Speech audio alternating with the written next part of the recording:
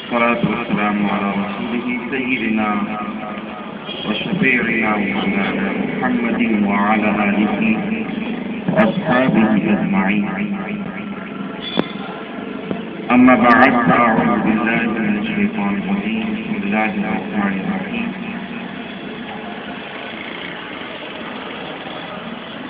يا أيها الذين آمنوا اذكروا الله ذكرا كثيرا وسبحوه بكرة وأصيلا. صدق الله العظيم وصدق رسوله النبي الكريم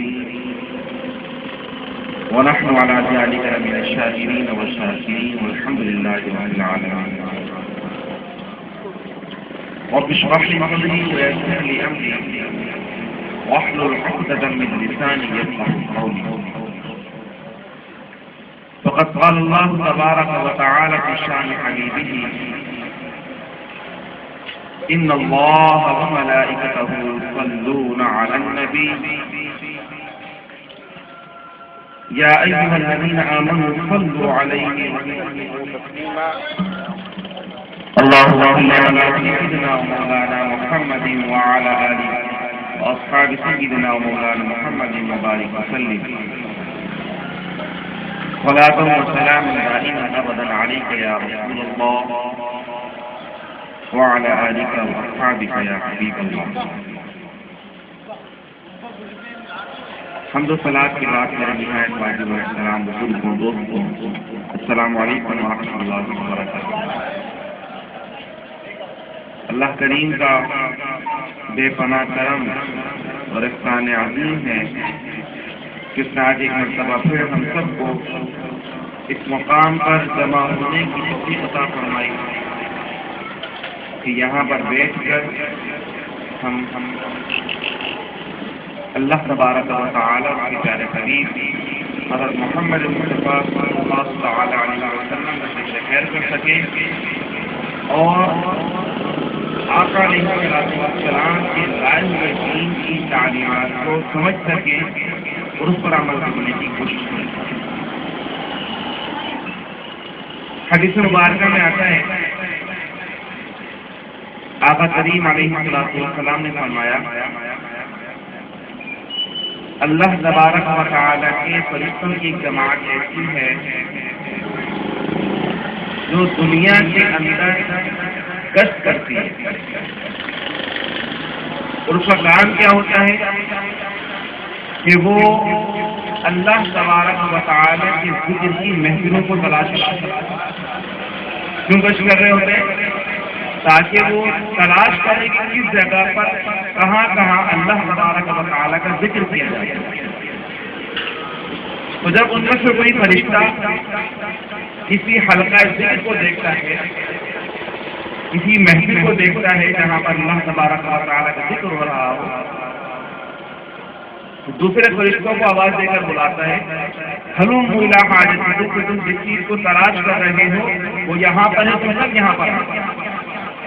تو وہ تمام کے تمام فرشتے اس جگہ پر جمع ہو جاتے ہیں اور پھر اس محفل کو اپنے نورانی پروں سے ڈھانپتے ہیں، یہاں تک کہ وہ فرشتے دنیا سے لے کر آسمان تک ایک کے اوپر ایک بے در پہ ان کو ڈھانپتے چلے جاتے ہیں. سلسلہ زمین سے لے کر آسمان تک پہنچتا ہے. فرشتے اتنے ہو جاتے ہیں کہ کثرت کے ساتھ اس محفل کو ڈھانپتے آسمان تک پہنچ جاتے ہیں. محفل ختم ہوتی ہے، فرشتے اللہ تبارک و تعالی کی بارگاہ میں پہنچتے ہیں. اب اللہ تبارک و تعالی سب کچھ جانتا ہے، اس کو معلوم ہے اس کے بندے کیا کر رہے ہیں، لیکن اس کے باوجود اللہ تعالیٰ فرشتوں سے سوال کرتا ہے. کیا سوال کرتا ہے؟ یہ میرے بندے کیا کر رہے ہیں؟ تو فرشتے جواب دیتے ہیں: عبادی لا یکبرونک ویسبحونک ویمجدونک. عبادی لا، تیرے بندے تیری پاکی بیان کر رہے ہیں، تیری کبریائی بیان کر رہے ہیں، تیری بزرگی بیان کر رہے ہیں. اللہ تبارک و تعالیٰ سے پوچھتا ہے: کیا میرے بندوں نے مجھے دیکھا ہے؟ فرشتے کہتے ہیں باریلا تیری قسم تیرے بندوں نے تجھے نہیں دیکھا.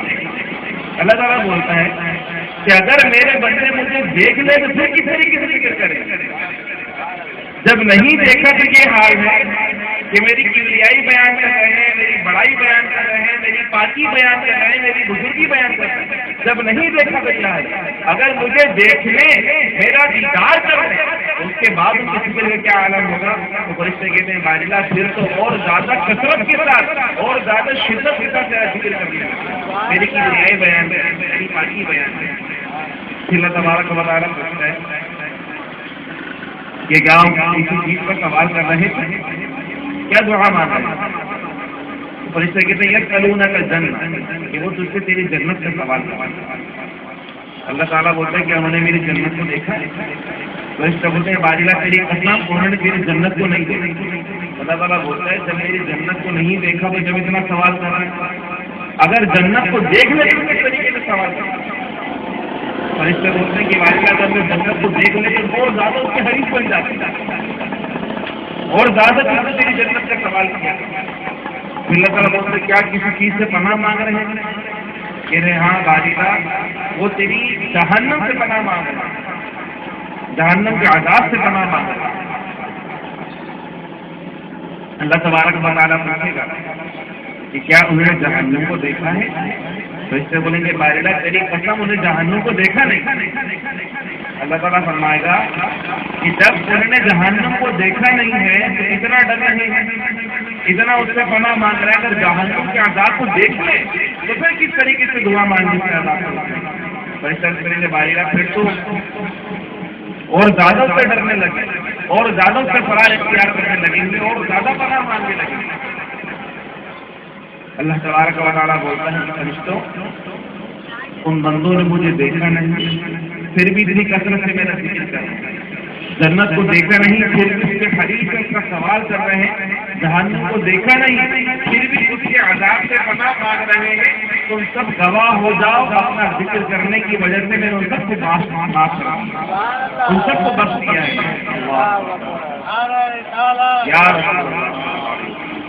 تو اللہ کی ذکر کی محفل کی برکت کیا ہے کہ جو لوگ وہاں پر جمع ہو گئے اللہ کو یاد کرنے لگے, حالانکہ اللہ کو دیکھا نہیں ہے کسی نے, لیکن پھر بھی اللہ کو پکارے جا رہے ہیں محبت کے اندر, وارفتگی کے اندر. تو جو اللہ تبارک و تعالیٰ کو پکارنے لگے, اللہ تبارک و تعالیٰ سے جنت کا سوال, جہنم سے پناہ مانگی, تو اللہ تعالیٰ نے کیا کیا اپنے ذکر کی برکت سے ان کو معاف کر دیا, بخش دیا. ایک فرشتہ بولتا ہے یہ باجلا ایسا شخص تھا جو ذکر کی محفل میں نہیں آیا تھا, بلکہ وہ تو کسی کام کا آیا تھا. اس کا مقصد محفل میں بیٹھنا نہیں تھا, ذکر کرنا نہیں تھا, اپنے کسی اور کام سے آیا تھا. وہاں پر محفل میں نہیں بیٹھا لیکن کسی اور کام کی وجہ سے وہاں پر کھڑا ہو گیا تھا, یہ چلتے رک گیا تھا. مقصد محفل میں بیٹھنا نہیں, کسی اور وجہ سے اس جگہ پر موجود تھا. تو اللہ تعالیٰ فرماتا ہے کہ جو میرا ذکر کرتا ہے وہ مجھے اتنا محبوب ہوتا ہے کہ اس کے ساتھ رہنے والے شخص کو بھی بخش دیتا ہوں. لا یشقی جلیسہ, کہ ان کے ساتھ جو بیٹھتا ہوں بس بخش نہیں لیتا بلکہ وہ بھی خوش بخش بن جاتا ہے. میں اپنے حصے میں اس میں اپنے پیاروں کے حصے میں اس کو بخش دیا کرتا. تو یہ اللہ کے ذکر کی جو محفلیں ہوتی ہیں یہ ہر کسی کو نصیب نہیں ہوتی. سب سے بڑی بات یہ کہ اللہ کا ذکر کرنا ہر کسی کے بس کی بات. کسی جگہ پر جمع ہو جانا ہر کسی کو توفیق نہیں دی جاتی, بلکہ ان کا اللہ کا ذکر وہی کرتا ہے جس کو توفیق ملتی ہے. تو آپ کے لیے کچھ نصیب ہے کہ آج اس وقت دنیا میں لوگ مختلف کاموں کے اندر مشغول, گناہوں کے اندر مشغول, دوسری مصروفیات کے اندر مشغول ہے, لیکن اللہ تبارک و تعالیٰ نے آپ کو اپنی بارگاہ میں حاضر ہونے کی توفیق عطا فرمائی کہ آپ سارے کاموں کو چھوڑ کر اس کا ذکر کرنے کے لیے اس کے پیارے خلیفہ حضرت محمد مصطفیٰ صلی اللہ تعالی علیہ وسلم کا ذکر کرنے کے لیے اور دین کو سیکھنے کے لیے یہاں پر جمع ہوئے. تو اللہ تبارک و تعالیٰ آپ کو استقامت نصیب فرمائے, آپ کے ہاتھ میں قبول فرمائے. ہمارے اس مجلس کا جو مقصد ہوا کرتا ہے الحمدللہ کافی عرصے سے چل رہی ہے, تقریباً 2 سے 2.5 ماہ ہو چکے ہیں تقریباً, اور اس کے اندر ہم جو ہے نماز کے مسائل گفتگو کر رہے ہیں. تو گزشتہ جو ہفتے میں ہمارے اس کے اندر ہم نے نماز کے طریقے پر بات کی تھی، اور آج اسی سلسلے کو آگے بڑھاتے ہوئے ہم نماز کے واجبات کی طرف آتے ہیں۔ جب ہماری پیدا ہوئی تھی گروپ کی تو میں نے ایک بات کہی تھی کہ جب دین کی تعلیم دی جاتی ہے خاص طور پر فقہ کی، تو اس کا نام بار بار آپ کو سننے کو ملتا ہے، فرض، واجب، سنت، نفل، مستحب۔ یہ نام میں نے آپ کو بتایا تھا کہ یہ نام آپ کو بار بار سننے کو ملتا ہے۔ فرض، واجب، یہ کام فرض ہے، یہ کام واجب ہے، واجب چھوڑ دیا سجدہ صاف کرنا پڑے گا، یہ نفل ہے، یہ مستحب ہے، اس میں ثواب ملے گا، نہیں کرو تو برا نہیں ہے۔ بات ہے بار بار آپ سنیں گے تو آپ کو پتہ ہونا چاہیے کہ فرض ہوتا کیا ہے، واجب ہوتا کیا ہے، کس چیز کو واجب کہا جاتا ہے، سنت کسے کہا جاتا ہے، مستحب کسے کہا جاتا ہے۔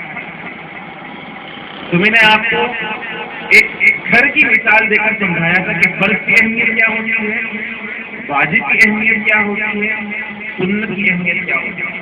اگر یاد ہو تو بہت اچھی بات ہے۔ جب کوئی گھر تیار کرنا ہوتا ہے تو سب سے پہلے کیا چیز دیکھی جاتی ہے، کیا چیز خریدی جاتی ہے، زمین کے بغیر گھر تیار ہو سکتا ہے؟ ہر چیز نہیں ہوتی۔ سب سے پہلے کیا چیز ہونی ضروری ہے، زمین ہوگی تو اس پہ گھر بنے، ورنہ گھر نہیں بن سکتا۔ تو فرض کی مثال کسی بھی کام کے لیے زمین جیسی، زمین ہے تو گھر ہے، زمین نہیں تو ہوا میں گھر نہیں ہوتا۔ تو فرض ہے تو باقی کا کام ہوگا، فرض نہیں تو باقی کا کام بھی نہیں ہوگا۔ اب زمین ہو گئی، زمین آنے کے بعد سب سے پہلے ہم کیا کرتے ہیں، پلنگ ڈالی جاتی ہے، اسٹرکچر کھڑا ہوتا ہے، پلر کھڑے ہوتے ہیں، ٹھیک ہے۔ پھر اس کے بعد جو ہے وہ چھت ڈلتی ہے، پلر سے بغیر چھت ڈل سکتی ہے؟ جب تک پلر نہیں کھڑے ہوں گے چھت نہیں ڈل سکے۔ تو بالکل واجب کی جو مثال ہے وہ پلر کی رہتی ہے۔ اگر پلر نہیں ہوں گے تو چھت نہیں ہوگی، واجب نہیں ہوں گے تو کام بھی نہیں ہوگا۔ زمین تو ہے، فرض کر لیا، لیکن جب تک واجب کے پلر کھڑے نہیں ہوں گے تب تک عمل کی چھت نہیں ڈلے گی۔ تو واجب کی مثال کیا ہوتی ہے، پلر کی طریقے کی ہوتی ہے۔ زمین بھی ضروری ہے، پلر بھی ضروری ہے، دونوں کاموں کے لیے۔ زمین نہیں ہو تو جب بھی نہیں ہوگا، زمین ہے پلر نہیں جب بھی چھت نہیں ڈلے گی۔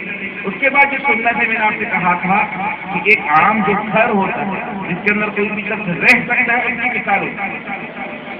یعنی کہ اس کے اندر اگر آپ رہنا چاہتے ہیں، آپ کے پاس اماؤنٹ ختم ہو گیا، گھر بنا رہے ہیں، تو اس گھر کے اندر آپ کیا بنیادی چیزیں رکھیں گے، گیس، پانی، بجلی، دروازے، بس۔ پلستر کی ضرورت آپ محسوس نہیں کرتے، اماؤنٹ نہیں ہے میرے پاس، میں پلستر نہیں کر رہا۔ اس کے اندر بھی رہ لیتے نا بندہ، گھر کے اندر بجلی ہے، لائٹیں لگی ہوئی ہیں، پانی ہے اور گیس کی ضرورت موجود ہے، اور بندہ رہنا شروع کر دیتا ہے۔ اب جب پیسے آئیں گے تو میں پلستر بھی کروا دوں گا اور چولہا بھی کروا دوں گا، رزو بھی کروا دوں گا، ایسا ہوتا ہے نا۔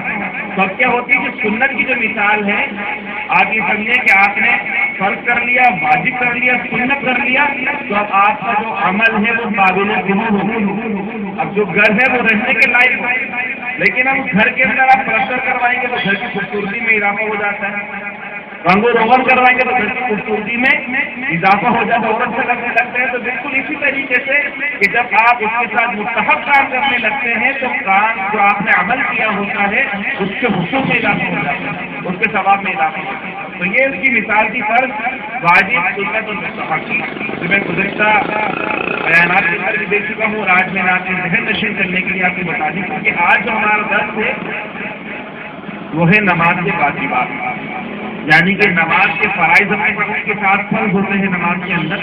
اب نماز کو کس کام واجب ہوتے ہیں، فرض تو آپ نے کر لیے، لیکن اگر واجب نہیں کیا تب بھی آپ کی نماز نہیں ہوگی۔ یہ اصول سن لیجیے گا کہ اب جو کام ہم بتانے جا رہے ہیں اس کے اندر اگر آپ نے جان بوجھ کر واجب چھوڑا ہے، آپ کو پتا تھا کہ میں یہ واجب چھوڑ رہا ہوں، اگر آپ نے جان بوجھ کر واجب چھوڑا تو آپ کی نماز نہیں ہوگی، آپ کو دوبارہ نماز پڑھنی پڑے گی۔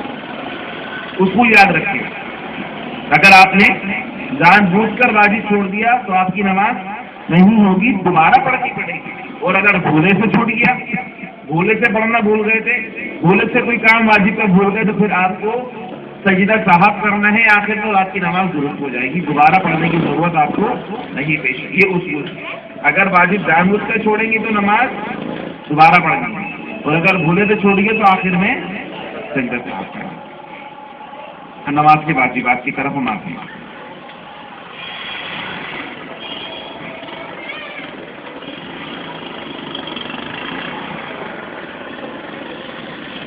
پڑھنے کے اعتبار سے، تلاوت کرنے کے اعتبار سے، زبان کے ادا کرنے کے اعتبار سے 5 واجبات۔ کتنے ہیں؟ 5۔ پڑھنے کے اعتبار سے، زبان سے ادا کرنے کے اعتبار سے 5 چیزیں پڑھنا واجب۔ سب سے پہلا واجب تکبیر